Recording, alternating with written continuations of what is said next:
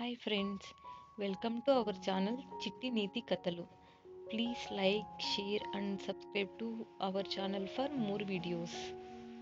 ఈరోజు మనం వినే కథ పేరు గజ్జెల గంగయ్య. అనగనగా గౌడేపల్లి అనే గ్రామం ఉండేది.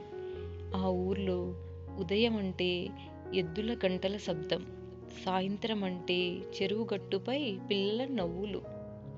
అలాంటి ఊరిలో పుట్టాడు గంగయ్య. గంగయ్య దగ్గర ఒక ఎద్దు ఉండేది.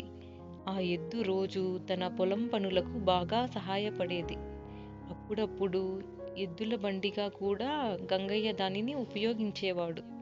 ఒకరోజు పిల్లలు ఆడుకుంటూ గజ్జెల శబ్దం చేశారు. ఆ శబ్దానికి ఎద్దు ఒక్కసారిగా తల ఊపుతూ నాట్యం చేయడం మొదలుపెట్టింది. పిల్లలు నవ్వుతూ ఆ ఎద్దు చుట్టూ తిరిగారు. అంతవరకు ఆ ఎద్దు ప్రత్యేకమని ఎవ్వరికీ తెలియదు. ఇలా పిల్లలు ప్రతిసారి గజ్జెల శబ్దం మోగిస్తూ ఆ ఎద్దు చుట్టూ తిరగడం ప్రారంభించారు. అప్పుడు గంగయ్య ఆ పిల్లలను అరుస్తూ, అరే, నా ఎద్దు ముందే సరిగ్గా పొలంలో పని చేయదు. దానికి తోడు మీరు కూడా దానికి గజ్జెల శబ్దం వినిపిస్తే ఇంకా అది పని ఎందుకు చేస్తుంది? ఒకరోజు ఊర్లో జాతర. గంగయ్య తన ఎద్దును గజ్జెలు కట్టి జాతరకు తీసుకొచ్చాడు. డప్పులు మోగాయి, గజ్జెలు చిలికాయి. అంతే, ఎద్దు నాట్యం మొదలుపెట్టింది. అరే చూడరా, గంగయ్య ఎద్దు నాట్యం చేస్తుంది అని అందరూ ఎద్దు వైపే చూశారు. పిల్లల చప్పట్లు, పెద్దల కళ్ళల్లో ఆశ్చర్యం. ఆ జాతరకు అదే ప్రధాన ఆకర్షణ. ఈ వార్త పక్క ఊరికి కూడా వెళ్ళింది. అక్కడ ఎద్దుల నాట్య పోటీ. గంగయ్య తన ఎద్దును కూడా తీసుకెళ్లాడు. అక్కడ ఉన్న చాలా ఎద్దులలో గంగయ్య ఎద్దే చాలా ప్రత్యేకంగా నిలిచింది. గజ్జెల శబ్దం వినగానే ఎద్దు నాట్యం చేసి అందరినీ మంత్రముగ్ధులను చేసింది. చివరికి విజేతగా నిలిచింది గంగయ్య ఎద్దే.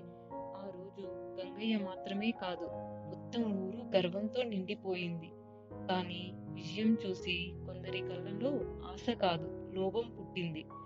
ఇంత ప్రత్యేకమైన ఎద్దు దొరికితే బాగా డబ్బు వస్తుంది అని అక్కడ ఉన్న కొంతమంది దొంగలు అనుకున్నారు. ఆ రాత్రే ఎద్దును దొంగలిద్దామనుకున్నారు. ఆ రాత్రి చీకట్లో ఎద్దును దొంగతనం చేశారు. ఉదయం లేచి చూస్తే గంగయ్య ఎద్దు లేదు. ఊరంతా కదిలింది. అడవిలోకి వెళ్లి దొంగల అడుగుజాడలను గమనించారు. కానీ ఎద్దు ఎక్కడుందో తెలియలేదు. అప్పుడే దూరంగా గజ్జెల శబ్దం వినిపించింది.